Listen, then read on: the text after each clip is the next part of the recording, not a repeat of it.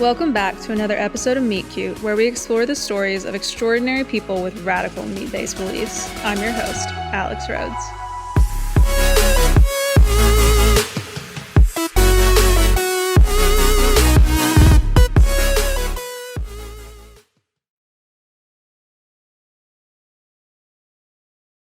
Well, today's guest is Courtney Luna, and she is currently blowing people's minds in the carnivore space.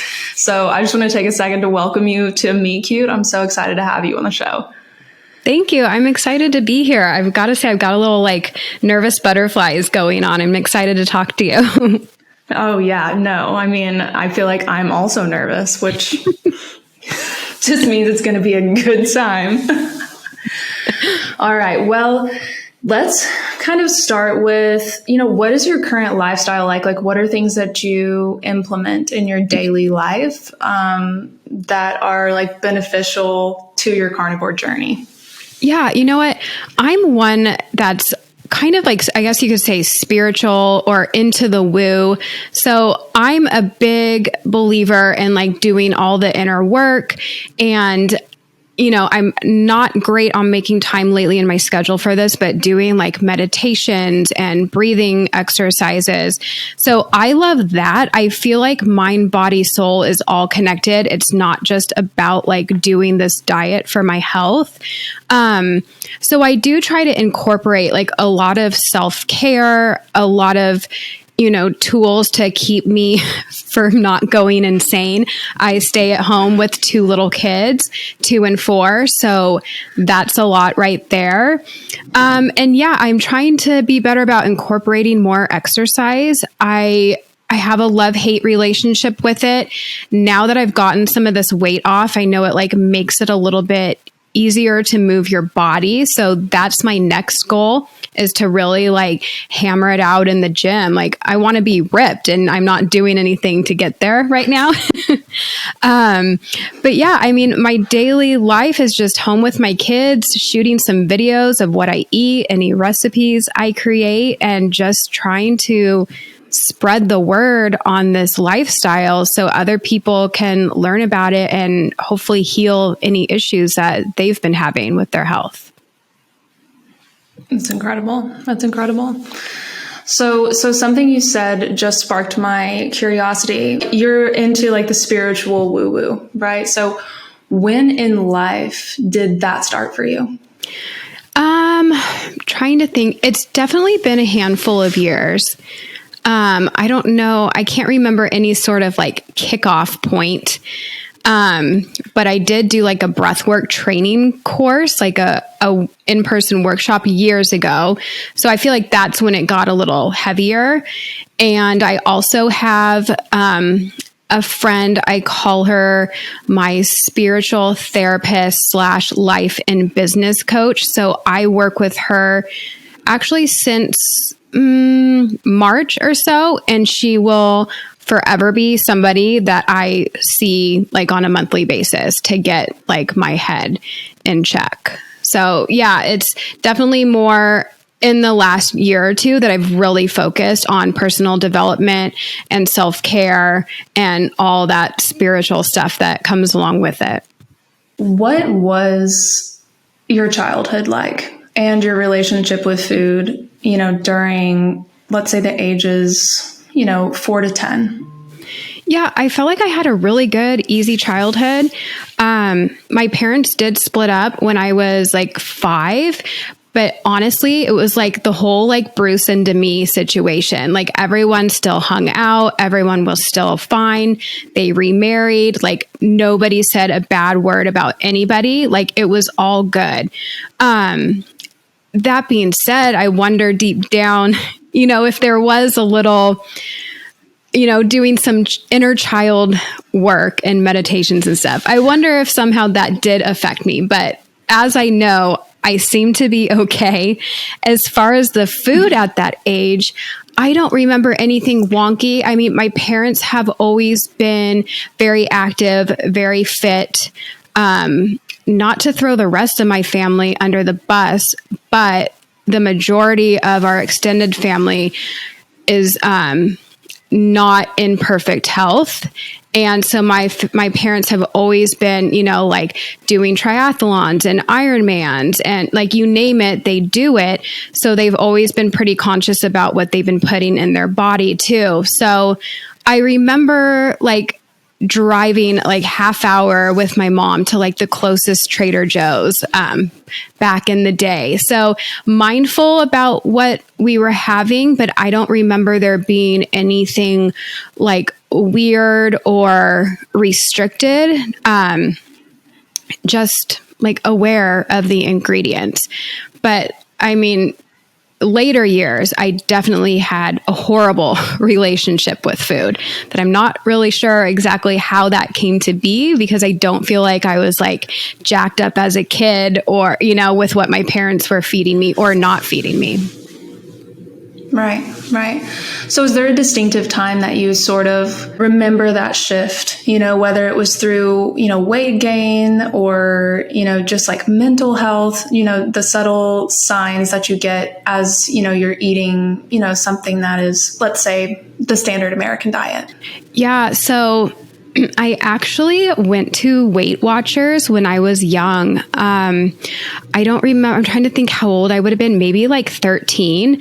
And it's not like my mom like dragged me there. Like it was like gently suggested and I went. I wasn't like obese or anything. I was like playing soccer too, but I remember then like it was a struggle with my weight. And it's funny with Weight Watchers because it was points. So it's like, okay, you can have this garbage cereal if you want, as long as your points, fit in for the day. So I feel like all the way up until now, my relationship with food, when I'm not like emotional eating or binging, has always been focused on weight loss. It has never been about health or ingredients. I guess I could say I did dabble in paleo. So there was an awareness of health, but it was always to try and manage my weight.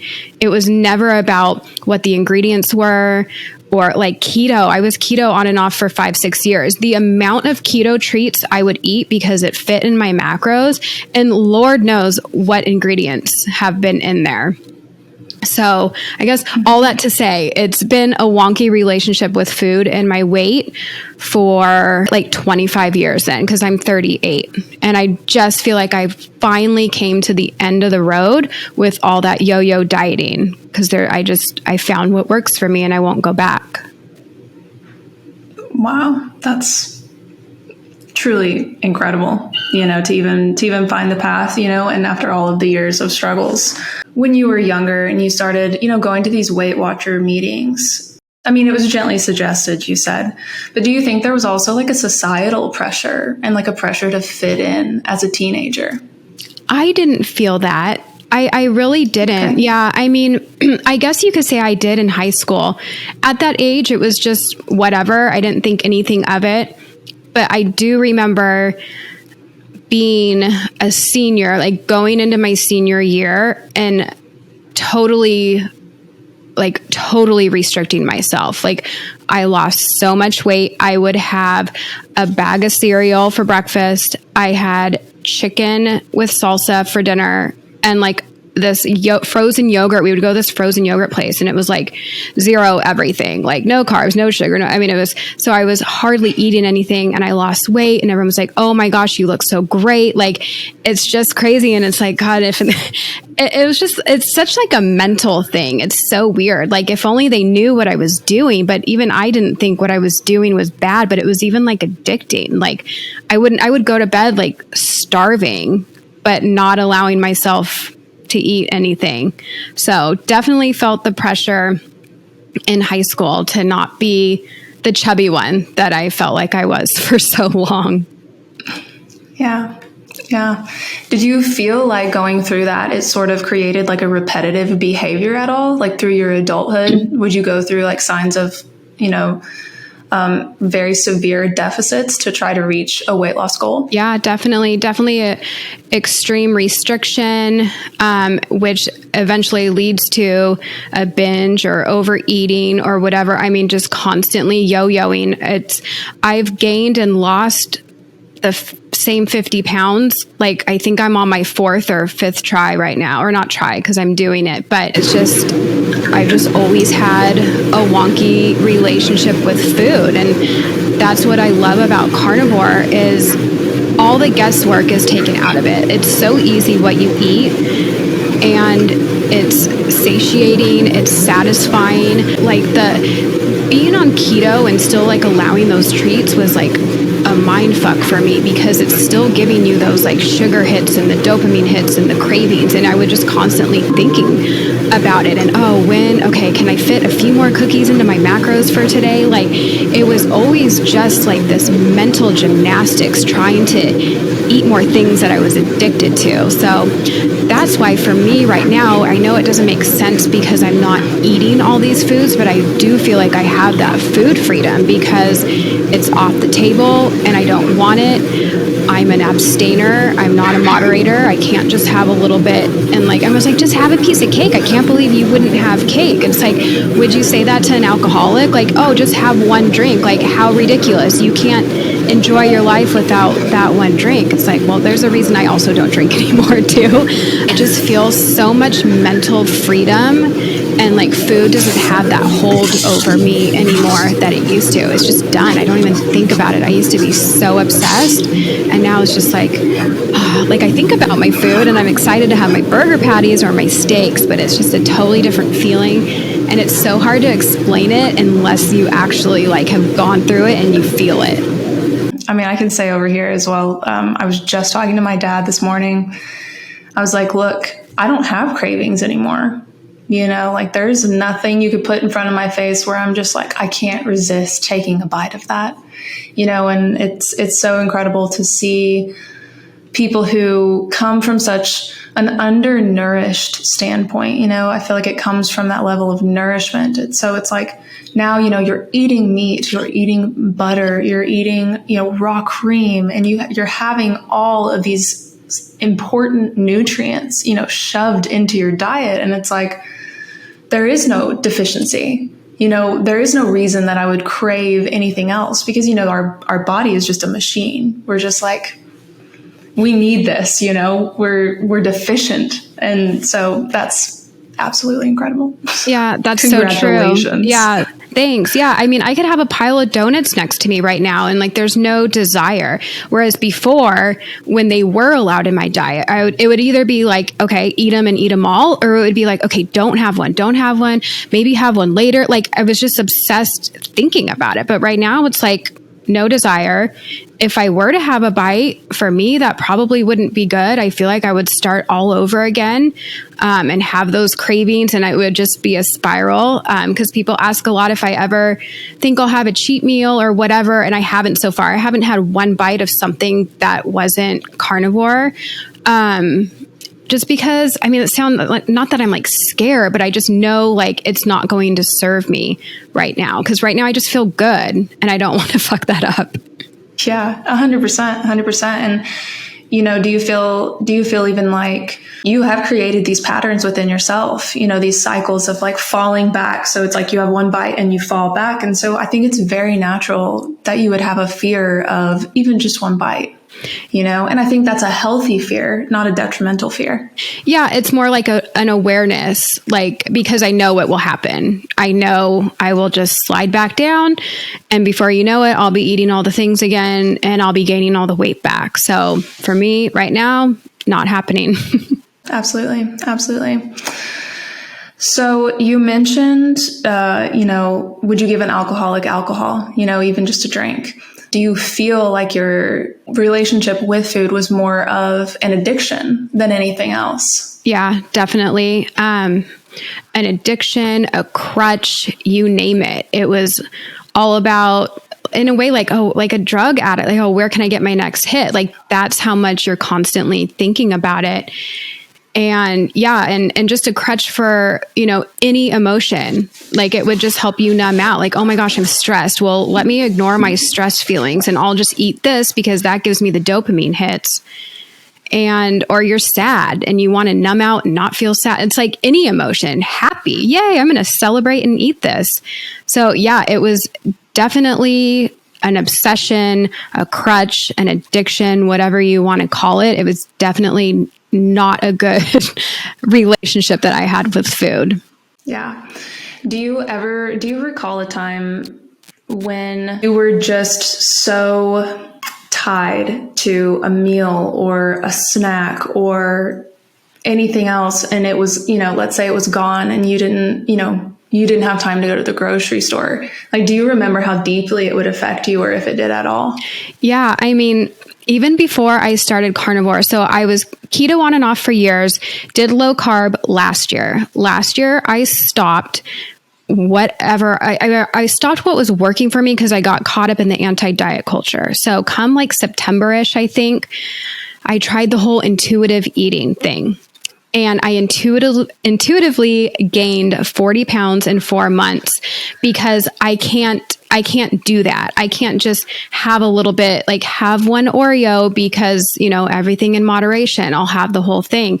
So yeah, before I went carnivore, it was really bad. I mean, I would get a McFlurry almost every night. Like I'd be laying in bed and it'd be hard to like fight it and fight that feeling. And finally I'm going to go. And there was even one time, I feel like I'm going to even cry even saying this. I've never said it out loud, but it's like, I almost got one. I almost got two. I almost got one to eat in the car before I got home and just bring that one in. So my husband would only see me eat one. And I've done that with cookies. I have got cookies at the store and I've eaten them on the way home and then just brought in the regular cookies and pretend like I didn't eat all those. So yeah, I was really messed up, and that was just like not even a year ago. It's incredible the progress that you've made, I mean, truly. I've had low spots like that too. And it takes so much dedication and, even, to an extent, willpower to, overcome those moments and to look back at them and recognize that they were such a significant part of your journey. And, I feel like those moments are really what drive us to seek out help and to be healthy. So something that you said, how did having this almost deep, dark secret or dark passenger with you all the time, how did that feel in your marriage? Well, we're kind of like partners in crime, whether it's good or bad. So if we're like eating junk food, we're eating junk food together. So I would be bringing him home like cheeseburgers too. Like, so it didn't feel like, it wasn't like this huge like weight. It felt like it was what it was, because it's not like I came home and pretended to eat like nothing garbagey. I just had a little more maybe before I got home. So yeah, I mean, but he's on this carnivore thing with me. This was his idea. So when in the past, when we would eat garbage things, we would do it together. But now when we're focused on this, now we've dove in this together. So yeah, I don't think food ever caused issues between us or got in the way. If anything, we were kind of always on the same page. I was a little slower to hop on the carnivore train that he was. He gently suggested, before we were even carnivore, to have me get back to just keto, because he was keto while I was like slowly, getting fatter and fatter and fatter. And, it's hard. You can't tell someone, oh, you need to like do this, because they have to get there themselves. And he was never like that either. He would just be like, okay, well, do you want, like when I would cry, like I'm so blah, blah, blah, like, do you want me to just listen and hug you, or do you like want advice? So he a few times would suggest getting back, but it's like, I had to hit my own rock bottom where I felt like shit for me to want to make that change. And I'm so glad I did. Yeah, no doubt. So what was the like straw that broke the camel's back? I would wake up in the morning after a normal, decent night's sleep, and I would feel so lethargic. I would just see myself. I mean, I could see how my face, I look back at pictures right now and it looked like my face was like going to pop. Like it was so like fat and bloated. And I mean, I didn't have any wrinkles back then because the fat's like pushing them all out. So it's weird to see, but yeah, I would just wake up in the morning feeling horrific, just so tired throughout the day. My skin was breaking out so bad. Like I just had just an overwhelming sense of just yuck. And I just felt like garbage. And so he was sending me Carnivore MD's TikToks. And after a month of seeing him, like we never talked about it. I would just see him. And after a while, I'm like, wait, what? Should we not be eating vegetables? He's like, I don't know. I got to dig more into this. So he started a little bit before me, strict carnivore. I started out with the fruit and then eventually gave all that up. Awesome. So when you first discovered, carnivore and you kind of started doing animal based, what were some of the first things that you noticed, like victories that you had in the very beginning?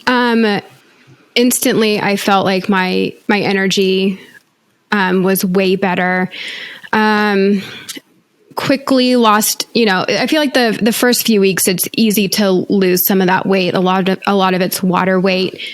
Just changing what I was eating during the day, like just changing how I felt.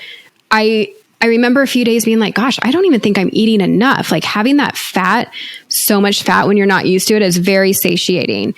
So that all came quickly. And then of course, like the no gas or bloating. I mean, everyone, if you want to admit it or not, like you're all going around tooting all day if you're having fiber and veggies. So to have that like completely go away, it's so weird, especially if you're one that like eats keto treats and you're having like those sugar alcohols or, whatever is making them be low carb. Like I would eat the shit out of these low carb tortillas. Like they're so good. The texture is so good and chewy. And I would eat like 4 or 5 because each one had like 15 grams of fiber. So it's like I'm having like minimum 60 grams of fiber a day. Like that's not doing anything good for you. So, I mean, just so many benefits. That's like the one that like stands out too, is just having just better digestion. 100%. I mean, fiber is gnarly. I don't miss fiber at all, as I'm sure you don't either. Yeah. And everyone thinks it's needed. And it's like, well, maybe it is if you're eating like a standard American diet. But if you're just having like what we're having and you're having that high fruit, like you're good. You're not going to be constipated. Yeah. So, how has this affected like your home life? It's so exciting. I think that you and your husband are doing this together. So it's like, I see what you feed your kids. How has that changed? How did it start? Like, how did you feed your kids before? I'm assuming if you had McFlurries, they had McDonald's. So I'm really curious to see the transition from then to now as well. Yeah, no, we've always been really conscious about what we feed our kids. So even if I was going to get McFlurries after they were in bed. So I think my kid has literally only had McDonald's once. I mean, we get In-N-Out cheeseburgers a lot. But so no, they weren't having all the garbage that I was eating. Even now, it's a battle for me right now. It's hard because it's like, okay, this is what I believe is like the healthy and optimal way to eat. But it's hard to then make your kids only eat that, because they're also like kids, and I don't want to, if they don't want meat or cheese or some fruit, I mean, they'll always want fruit, but it's like, okay, you don't want them to like waste away and not get the nutrients. And then they're used to like, had already of having like bread and noodles. So it's definitely a struggle for me right now, figuring out like what that looks like moving forward. The big things for us right now are we try and minimize sugar. They do have it. And then the seed oils. The seed oils, I feel like, is the hot topic right now. And that's new to me. Like the last few months is the first time I've ever heard anything bad about seed oils. I mean, 6 months ago, you can see my deep fried Brussels sprout recipe in like canola oil, and no clue. I had no clue that wasn't, I mean, we knew fried foods weren't good, but I didn't know there was an issue with any of the oils. So we're aware on what they eat. Ideally, I feel like at least right now, like a paleo would probably be good with dairy would be like a good goal for me. But then again, it's like I have bread for them and they do have cookies sometimes. So it's hard. The kid thing is hard, especially when they're having tantrums. So yeah, no, I would imagine. So, I mean, I guess you can go ahead and tell every mom that you're going to go through these struggles of, your kid has a certain palate, right? And so it's a little difficult to change. But I admire you even thinking about it because it's a difficult thing. It is. And especially like I have a 2-year-old and sometimes I'll come home and with food, she'll be like, oh, cheeseburgers. And she's so excited. And then there'll be another day where she's like, no. And she won't even like look at it. So it's like, what do you do? It's hard. You want to give them the best, but you also want to make sure they're fed and eating nutritious food. So yeah, it's a battle. I don't have all the answers. And yeah, I've even had a nutritionist do a video on me, ripping me apart for what I'm feeding my kids. Like they need to be having all this garbage for it to be considered a balanced diet. Like it's just wild. And so my heart goes out to all the moms out there because it's hard, especially if you have picky eaters. Like it's a struggle. It's a struggle. You can't ever force somebody to eat something they don't want. So it's hard. Yeah, there was a blind study done quite a while ago, and I can't remember the name of it, and maybe I'll link it in the podcast. But there was a theory that, like ruminant animals will go and they'll eat according to what they need, right? So what vitamins and minerals they need. So like they'll go pick a certain bush or a certain, grass, variety, and that's what they'll eat to get those nutrients. So there was a study done and there was a woman, I think she took about 16 children, right? And so there were only 13 foods available to them, but all 13 foods were available to them every day at all meals. And they would go and they would pick the foods that they wanted to eat. Comparative to kids that were raised in normal society with a standard American diet, they had no nutritional deficiencies. And their diet would vary all the time because they would pick the things that they needed as opposed to the things that they wanted, which I thought was just really, really cool because we are, intuitive beings. So it's like, I know that you have probably experienced this thus far. When you think, oh man, I really need a steak, you're probably just like, it's not necessarily a craving, but a signaling from your body to be like, okay, it's time for some iron. It's not like you're addicted to iron, but it's like, okay, you need some iron. Yeah. So very cool. Yeah, I agree on that for sure. Because even just a few days ago, my toddler, she's like, I want carrots. I'm like, okay, like that's a specific request. Obviously, you're not getting something you need from the meat that I'm trying to shove down your throat. Like if you're having a cheeseburger aversion that day, but you want carrots, like, okay. I mean, people ask me a lot, if you think vegetables are so awful, like, why do you give them to your kids? And it's like, well, if they're not going to be wanting the meat, that's the next best thing. Like, yeah, there may be like, some of the anti-nutrients and stuff, but it's still going to have nutrients in it. It's going to be better than them like having a piece of bread. So I'd rather them get the vitamins and minerals from vegetables and fruit still, even though I believe like just having the meat would be ideal. But yeah, they know what they want. And my kids self-regulate on when they do have treats too, which is like crazy. Like I'm always like, okay, have this, but stop if it, don't eat too much, pay attention, like listen to your body, like see if your stomach hurts. And so sometimes they'll do that and be like, Mom, I listened to my body. I don't want this anymore. I'm like, great. Try not to make it like a big deal. I don't want to cause like food issues for them later where they're going to like go to a friend's house and binge on all the junk food. But I think just having them like be aware of what certain foods are doing to their body and then let them, I guess, self-experiment in a way. Like, sure, have that other cake. You're probably not going to feel good, but hopefully you'll remember this experience and control yourself next time. So, yeah, it's a hard balance for sure. Yeah, for sure.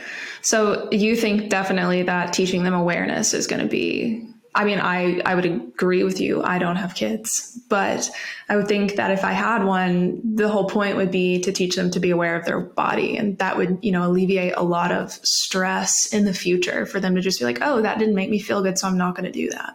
Yeah, 100%. And that way I feel like the power is kind of in their hands. Like they can make those decisions, hopefully, without me being like, you need to eat this and this.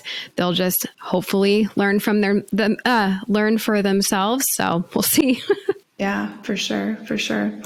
So kind of going back to when you first started Carnivore, did you have any fears starting? Were you just like, why am I doing this?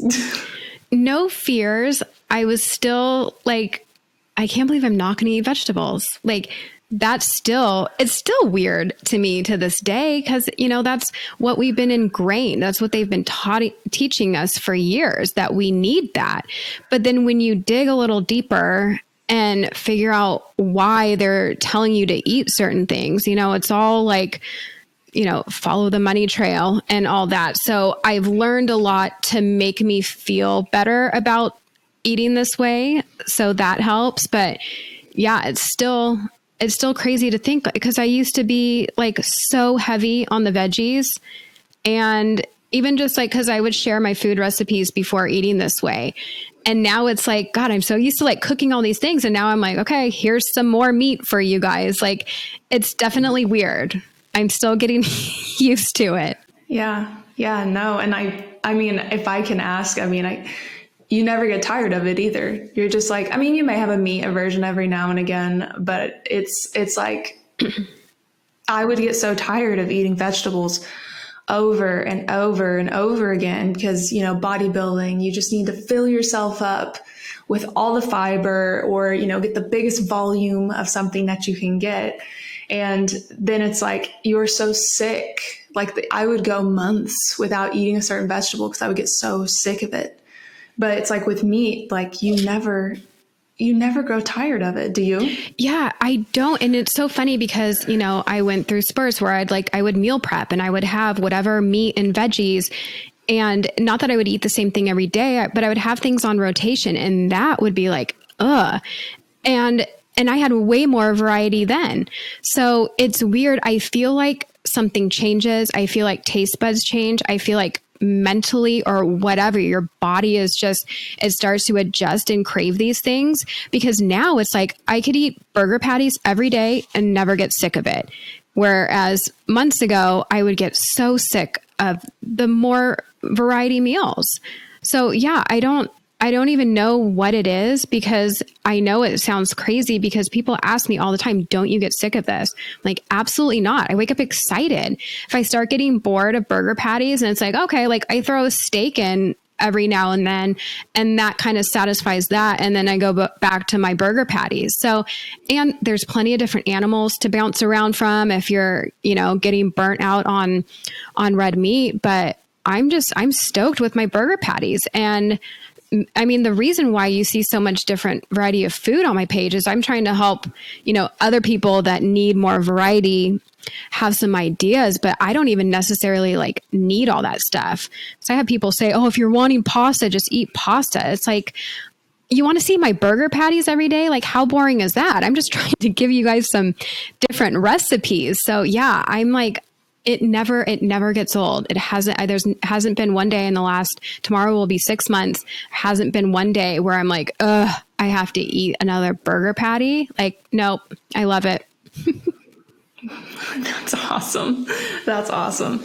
Well, so what would be, like one piece of advice or a word of encouragement that you would give to somebody like just starting out carnivore? Definitely give it 30 days. The first week or two may be hard depending on like what way of eating you were doing before. Stick with it, have some fat, have some salt, keep up on that to help any cravings, and really just try and fight through that. After that, like 30 days, even like 3 weeks, you will see such a drastic difference. I feel like I hear a lot that people didn't know how bad they were feeling until they do this and they feel amazing. I think people get used to little like aches and pains or just different little like weird things that they brush off as normal. And once they go away, they're like, oh shit, like it doesn't hurt my knees when I get out of bed anymore. You know, like this is the ultimate elimination diet and you're getting rid of things that are harming you. And it's just awesome. Just give it a shot if you're curious. I don't want to say nothing bad will happen. I'm not a doctor, but chances are if you're worried about things like cholesterol and all that, nothing bad is going to happen in 30 days. You can always go back to the way you ate before, but I don't think you would want to. Yeah, no doubt. No doubt. Over the 25 years where you struggled with your weight, what was the biggest mental hurdle that you made it over yourself? Mental hurdle. I mean, just coming from now a place of actually caring about my health. It was never from that place before. It was always about vanity, always about weight loss. And now it's like, I want to run around the park and keep up with my kids, or I want to live long so I can see my kids have kids. So for me, it's all about doing all the things I can do to feel my best. I feel like there's so much out there that, especially that I need to do more. You know, you see, well, she changed her screen name, but Carnivore Yogi is now Sarah, whatever her last name is, Wellness. And she talks about like the morning sunlight and, you know, everyone's got their red sunglass blockers on. Like there's so much more I could be doing. And I'm excited to like get there, but it's like, I don't want to overwhelm myself with like all these things and changes and information. Like it's like baby steps, but it's exciting to see like just how much better it can even get. And it's all about just feeling my best. And it's never been that way for me. It's strictly been about weight loss. So it's definitely a huge mental shift, and it feels good and exciting to just like every day just want to do things to make you feel your best. 100%. 100%. Is there anything else that you feel like within your journey that has happened that you think would be like beneficial to share with others? Like you got pretty vulnerable, sharing like thinking about getting 2 McFlurries and just bringing one inside. I think it's so important to like let women know that there are other people that are struggling like you. At some point in my life, I would pull things out of the trash can after I threw them away because I had such an addiction to food. And I think that there are so many things that happen like that along our journeys and our paths that are just kind of swept under the rug. And we kind of forget about like women's mental health and just how, there are so many, societal expectations and just like internal expectations that we put on ourselves. So is there anything else that you would touch on just in that realm?